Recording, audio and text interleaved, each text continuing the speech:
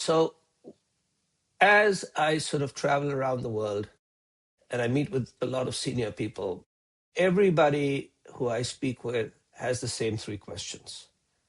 With regard to business, they have different questions with regard to life and other things. But with business, it's always the same three questions. And that's why I like Sangeet's book so much. The first question that they ask is, do I have the right business model for the future? Right? The second question they ask is, therefore, do I have the right organizational design? Do I have the right talent? Do I have the right partners for the future? The third one, which requires some alcoholic libation, which is available in Dubai, but not in Saudi Arabia, which is what you're in Dubai today, is if you give them enough to drink, they would ask me a question. And then I began to realize it wasn't about me they were asking, it was about themselves. So the question they would ask me is, after all these years, how come you still know what's going on? Or at least you're pretending you know what's going on. And now you're old enough to be on Medicare. How are you doing this? They don't care about me. What they're really asking is the third question, which is, are they still relevant? Right? So it's not just about relevant business models, but are they still relevant? Or more important, how can they stay relevant? Not are they still relevant, how can they stay relevant?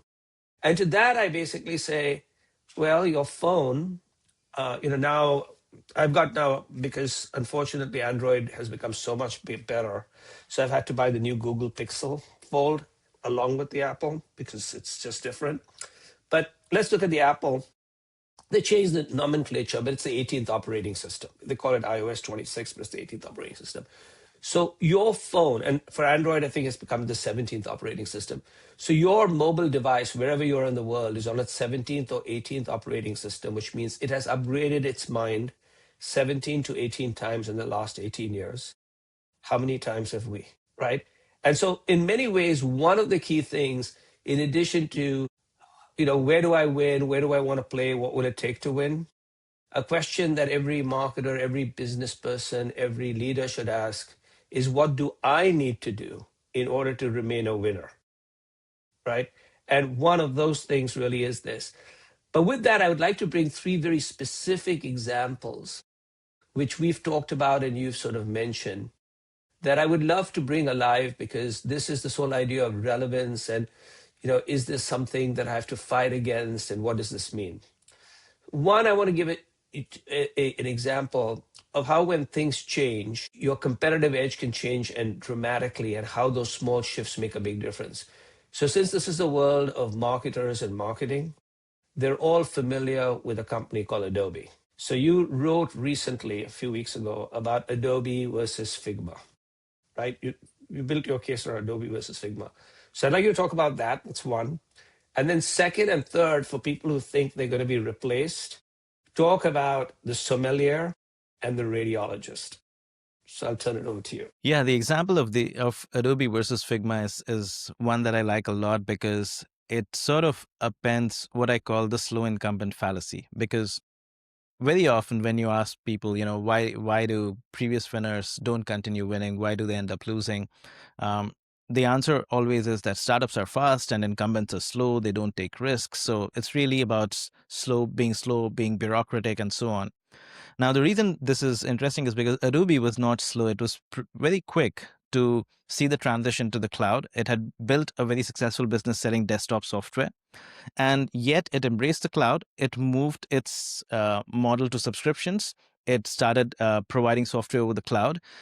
These are not easy transitions to make, and it made them very successfully. And yet, 10 years on, even after it had become the most celebrated Harvard Business School case, etc., it's still struggling against Figma, and it's unable to compete or to replicate what Figma has created. And the reason for that is that Adobe was built before the cloud and Figma was built after the cloud. And Figma imagined its business around what the cloud made possible, around the capabilities of the cloud. The way to think about it is that design typically is not just a designer's job. Design is an activity that feeds into workflows across the organization. And so when you are helping design get done, you're not just helping the designer get their job done, you're helping the whole organization get their work done. Now, traditionally, Adobe had built design software to serve designers, but with the cloud, what was now possible was that you could have multiple teams collaborate around a single design file. Now, that in itself is a distinction we see between Adobe and Figma, but we wonder, why can't Adobe just copy that? Because it's on the cloud, it can just open up and allow the same collaboration. Okay. Keep going. Yeah. And the reason it can't do that is essentially this, that Adobe is structured around the logic of the design file. Changes are made at the level of a particular design file. Once the changes are complete, once the design is complete, it moves to other people. And so the whole structure is around the logic of a design file, and hence it does task execution of design really well.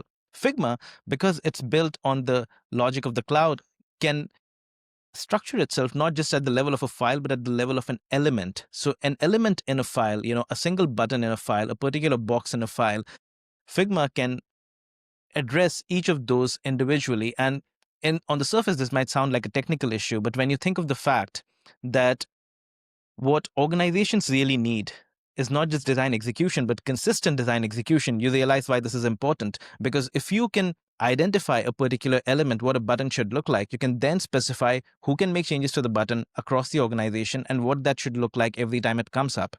And so Figma allows you to manage these elements across shared libraries across the entire organization. And so Figma's goal or Figma's value moves away from just helping you do the task of design very well to helping you get the workflow into which design feeds fully executed and governed, more importantly, governed really well. And then the second reason why this is important, and that is because Figma can manage changes and governance at the level of individual design elements and make those changes directly at the level of the design elements, it can actually open its APIs and work with the same partners that Adobe works with, but provide them fundamentally different workflows, because these partners can now work on changing specific elements or getting those specific elements out into their tools. And so the nature of the partner ecosystem completely changes. The nature of innovation that you can enable completely changes. And so that's the key factor. Adobe, no matter how much it tries, because it cannot be structured around the logic of the element, it can never move into governance of workflow, that it is stuck to execution of tasks.